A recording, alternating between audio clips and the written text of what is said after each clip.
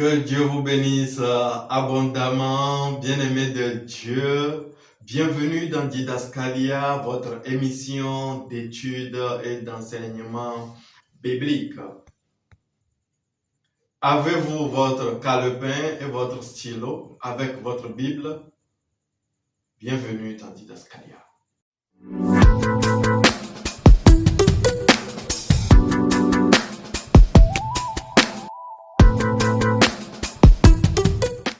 Alors, cette nouvelle semaine, nous avons un nouveau sujet intitulé « Le Dieu qui pourvoit à tous nos besoins ». La volonté de Dieu, dès sa création de ce monde, c'est d'avoir des enfants qu'il va aimer, qu'il va bénir, n'est-ce pas?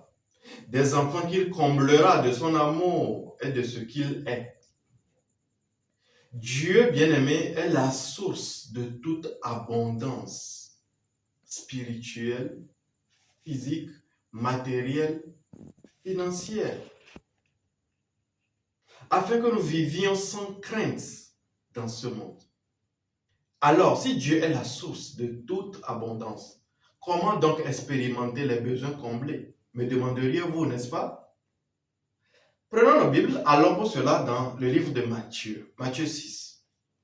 Nous allons au verset 33. Cherchez premièrement le royaume et la justice de Dieu, et toutes ces choses vous seront données par-dessus tout. Cherchez premièrement le royaume et la justice de Dieu. Pour vivre en bonne santé, bien-aimés, pour connaître la paix de Dieu, avoir la sagesse divine pour faire les meilleurs choix dans la vie, avoir de quoi se nourrir, de quoi se vêtir, vivre ses vacances de rêve, voir ses affaires prospérer, décrocher l'emploi rêvé, avoir l'épouse vertueuse et idéale, dénicher un logement de rêve. La clé, bien-aimé, réside dans ce verset. Cherchez premièrement le royaume et la justice de Dieu. La clé, c'est mettre Dieu premier dans nos vies. C'est lui accorder la première place dans nos cœurs. Matthieu 6, verset 33 nous dit « Cherchez premièrement ». Chercher vient du grec zétéo, qui veut dire rechercher, désirer, s'efforcer à chercher. Comment le chercher? Premièrement, bien-aimé, premièrement, et toutes ces choses, lorsqu'on le cherche, premièrement, toutes ces choses nous seront données par-dessus. Vous le savez, et c'est une conjonction de coordination qui relie deux choses qui se suivent l'un après l'autre. La première chose est de chercher Dieu. La deuxième chose est qu'on sera comblé. Toutes ces choses vous seront données par-dessus tout. Alors, nous lisons dans ce verset toutes ces choses. Mais de quoi s'agit-il exactement? C'est quoi ces choses-là? Pour connaître c'est quoi ces choses, retournons un peu dans le contexte. Allons dans le verset 25. Matthieu 6, verset 25.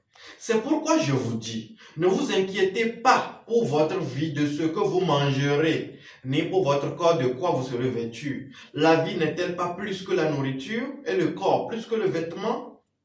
Regardez les oiseaux du ciel, ils ne sèment ni ne moissonnent, et ils n'amassent rien dans des greniers, et votre Père céleste les nourrit. Ne valez-vous pas mieux beaucoup? Ne valez-vous pas beaucoup plus que? Qui de vous, par ses inquiétudes, peut ajouter une coudée de durée à la durée de sa vie? Et pourquoi vous inquiétez-vous au sujet du vêtement? Considérez comment croissent les lys des champs. Ils ne travaillent ni ne filent. Cependant, je vous dis que Salomon même, dans toute sa gloire, n'a pas été vêtu comme l'un d'eux. Verset 30. Si Dieu revêt ainsi l'herbe des champs, qui existe aujourd'hui et qui demain sera jetée au four, ne vous vêtira-t-il pas, à plus forte raison, gens de peu de foi? Ne vous inquiétez donc point et ne dites pas Que mangerons-nous? Que boirons-nous? De quoi serons-nous vêtus? Verset 32. Car toutes ces choses, ce sont les païens qui les recherchent. Votre Père céleste sait que vous en avez besoin. Cette section de l'Écriture résume pratiquement tous les besoins pour lesquels nous imposons un rythme effréné, un stress qui ne dit pas son nom à nos vies. Ces besoins sont la raison des guerres dans le monde, de positionnement géostratégique, d'alliance dans un monde où le plus fort est celui qui s'empare de tout et rien pour les autres. Le monde est devenu plus bestial que jamais à cause de toutes ces choses. Mais toi, croyant, toi, croyante, qu'est-ce que Dieu te dit, bien-aimé? Ne suis pas cette course effrénée. Cherche-moi, Dieu, premièrement. Et toutes ces choses, tes besoins multiples, seront comblés. Oui, parce que je suis le Dieu qui pourvoit. Il dit qu'il est Yahweh Jireh, le Dieu qui pourvoit à tous nos besoins. Allons dans le livre de Philippiens. Philippiens 4. Philippiens 4, verset 19. Et mon Dieu pourvoira à tous vos besoins selon sa richesse avec gloire en Jésus-Christ. Mettre Dieu premier, bien-aimé, est la clé. Accorder à Dieu la première place dans nos cœurs, dans nos pensées, est la clé pour voir ses besoins comblés. Que cherches-tu instamment, bien-aimé? Est-ce la santé? Allons dans 3 Jean 2. 3 Jean 2 nous dit, bien-aimé, je souhaite que tu prospères à tous égards, que tu sois en bonne santé, comme prospère l'état de ton âme. Que tu sois en bonne santé. C'est la volonté de Dieu que tu sois en bonne santé, bien-aimé. Alors, comment obtenir la bonne santé? Lorsque tu le chercheras de tout ton cœur, lui premièrement, lui Dieu premièrement. N'oublie pas, bien-aimé, qu'il t'a créé pour sa gloire. Dieu t'a créé pour sa gloire, comme nous l'avons vu la semaine passée, dans l'enseignement de la semaine passée. Si tu es malade, sa gloire n'y est pas. Mais lorsque tu seras guéri, sa gloire va éclater. Sa gloire sera. Donc cherche Dieu, bien-aimé. Cherche Dieu, lui d'abord, lui d'abord. Jeune chrétienne, lorsque tu tombes malade, quel est ton premier réflexe? S'empresser de contacter le docteur ou bien tu prends le temps de te confier à ton papa, le Dieu qui guérit. Prends-tu le temps de faire cela? Prends le temps de te confier à Papa Céleste. Ne t'empresse pas, bien-aimé. Ne t'empresse pas à autre chose. Laisse les païens faire cela. Toi, chrétien, toi, chrétienne, prends le temps de te confier à ton Papa Céleste. Ensuite, si la sagesse te recommande d'aller à l'hôpital, va à l'hôpital. Mais sache que Dieu est le médecin des médecins. Qu'il est le Dieu qui guérit toutes tes maladies. Les médecins soignent, bien-aimés. Dans 3 Jean 2, nous apprenons que la volonté de Dieu n'est pas seulement qu'on soit en bonne santé. 3 Jean 2 nous montre que Dieu veut aussi que nous prospérons à tous égards, donc dans tous les aspects de la vie. Bien-aimé, tu es chrétien depuis combien de temps? Prends-tu le temps de lire, d'étudier la parole de Dieu? Prends-tu le temps de méditer la parole de Dieu? Partages-tu cette parole de Dieu aux autres? Prends-tu le temps de témoigner de sa bonté? Prends-tu le temps de raconter aux autres comment Dieu t'a délivré de ta vie païenne? Sers-tu dans ta communion? Sers-tu dans ta maisonnée? Sers-tu dans ta communauté, dans ton église? Sers-tu Dieu? Donnes-tu du temps à Papa Céleste en l'adorant, en le recherchant dans la prière ou en te mettant au service des autres? Ou bien c'est ta seule personne qui t'intéresse? Examine ton cœur. Je te laisse répondre silencieusement. Examine ton cœur et vois si Dieu occupe véritablement la première place dans ta vie. J'aimerais parler maintenant de l'argent. L'argent ne résout pas tout, mais l'argent est un moyen de règlement de beaucoup de choses. J'aimerais donc partager avec toi le secret de l'abondance matérielle et financière. La première bonne nouvelle, déjà, c'est que tu es du bon côté. Veux-tu savoir pourquoi je dis cela? Allons dans AG2. AG2, verset 8. L'argent est à moi et l'or est à moi, dit l'Éternel des armées. Vois-tu que tu es du bon côté?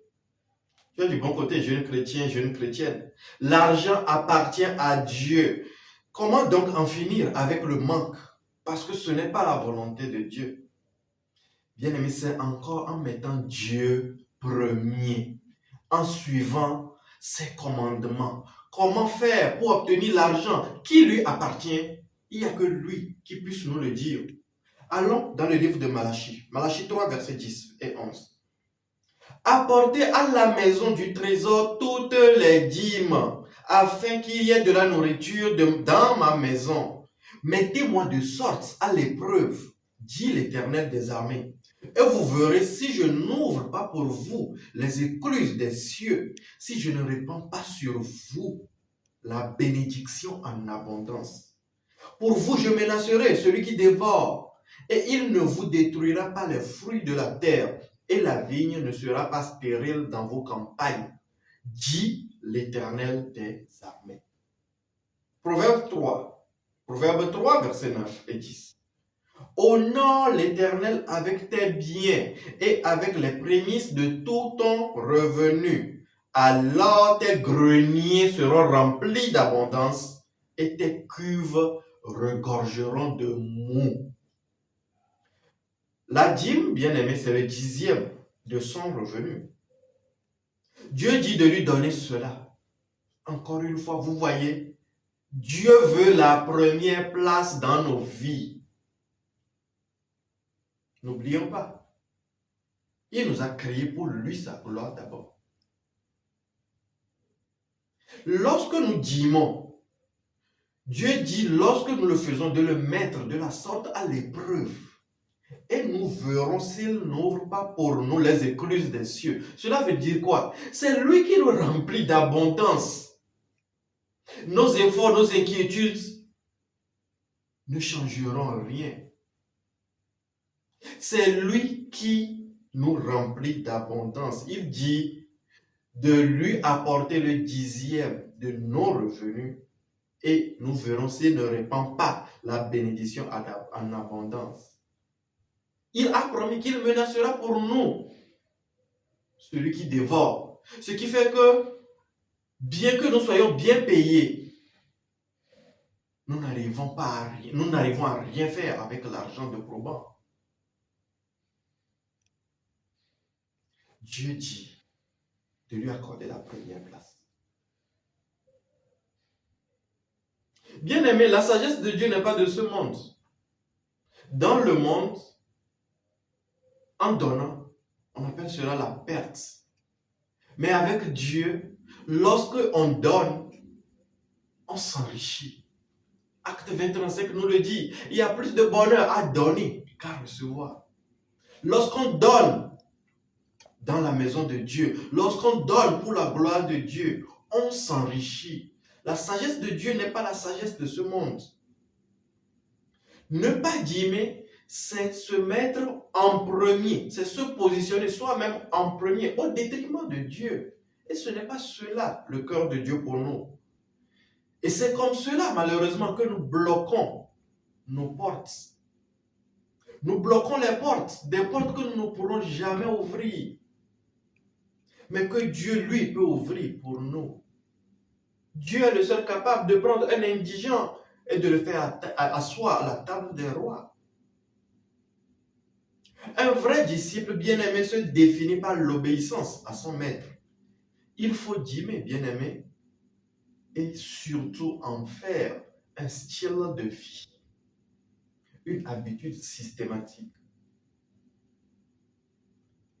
Celui qui met Dieu premier et qui dîme régulièrement, Dieu lui ouvre les yeux sur le deuxième secret pour abonder.